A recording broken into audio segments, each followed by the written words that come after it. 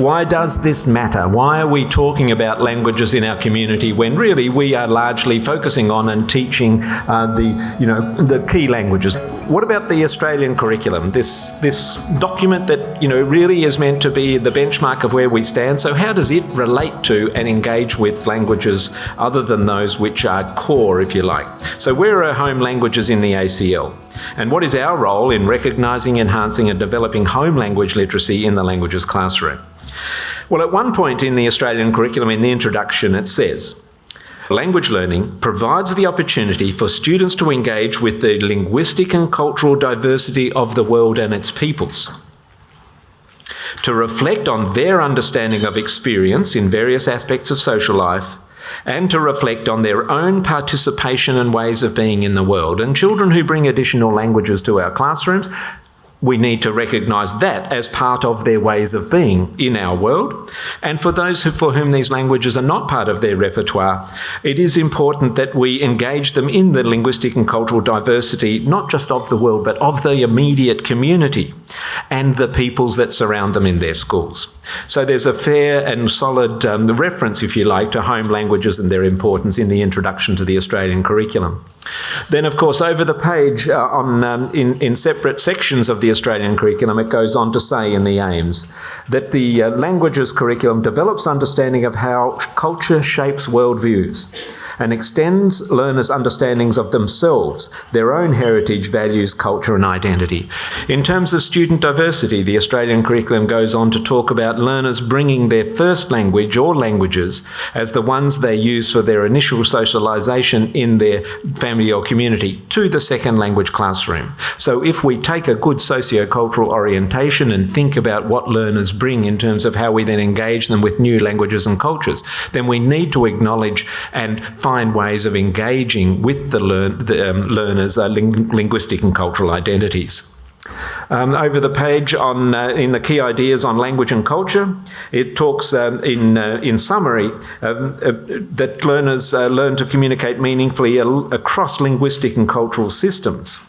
This process involves reflection and analysis as students move between the new language being learnt and their own existing languages. We know that that is a natural part of the experience in our classroom. The Punjabi-speaking kid sitting in a Chinese class in Year 8 isn't processing that information through the prism of English, but through the prism of Punjabi, potentially, or at least as one of the prisms through which they view it. And there is a potential opportunity to engage with and explore how they see the world of Chinese through that perspective of their Punjabi linguistic identity, let alone their cultural self. It goes on to say, the experience of being in two worlds at once, at least, involves noticing, questioning and developing awareness of how language and culture shape identity. And so, in intercultural understanding, the Australian curriculum goes on by learning a new language or learning to use an existing language in new domains and contexts. Students are able to notice, compare and reflect on things previously taken for granted, like their mother tongue, to explore their own linguistic, social and cultural practices, as well as those associated with the target language. So if we take a very complex and diverse view of our learners, then these languages are a critical part of the context in which we map on a new language and culture onto their repertoire. So the final comment there in relation to literacy, quite importantly, learning languages develops overall literacy. In this sense, it is value added, strengthening literacy-related capabilities that are transferable across languages, both the language being learned and the other languages that are part of the learner's repertoire. So the more that we can find a way of engaging and bringing these languages to the surface in our classrooms, the more we are valuing who they are and giving them the potential to build and improve their understanding of the languages, which often are quite incidental and often peripheral in their educational experience, and give them a place in the classroom. Home language is the language that children speak at home. Sometimes we use the term first language, sometimes we use the term local language, sometimes we use the term mother tongue. Every single one of those terms is regarded as contentious by somebody or other. So we're sort of trying to use a term that has come to be used quite frequently in places where we're trying to avoid contention. It is not necessarily a single language. It can be a hybrid language. It can be multilingualism in the home, because some families actually use multilingual practices. So it is the language that's used in the home, or the language repertoire that's used in the home. I hope that helps. Thank you. This next question is probably an extension of that to some degree. How can we improve home language literacy when there's a restriction of using it? So I'm assuming that that's a specific context. It could be a pedagogical question for just a classroom teacher, for example, who's not specifically dealing with a language other than English classroom. But how can we improve home language literacy? From my perspective, we often send kids home with homework that relates to something the parents can't engage with, and if we can add to that something where the kids take home and ask the parents questions about home language as part of the process, then we are using, the parents will come on board with that. No parent is going to complain about the kid from Canada coming up and saying and asking about Malayalam. And my son has a friend at Adelaide High who knows the language that he speaks, but he doesn't know where he comes from in India. There's often, it's just been so set aside in terms of their identity that when they're asked the questions, they're embarrassed because they just don't know. Nobody's ever asked them who they are and where they come from. And the moment they do, the parents are going to really love that opportunity to see that the home language and culture are being inquired about and are being sought out as part of the students' learning. So I think your best resource is mum and dad.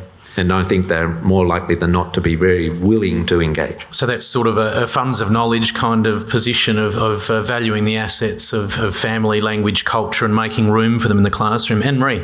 Yeah, I'd just like to add, I really hope that there aren't contexts where the language resources are being stifled in that way. I think we've come a long way from, leave English at the door if you're learning French, because, or whatever the language is.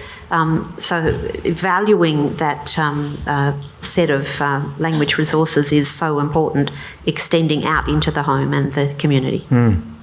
What the students' home languages are is actually the source of their shared knowledge with their families and their communities.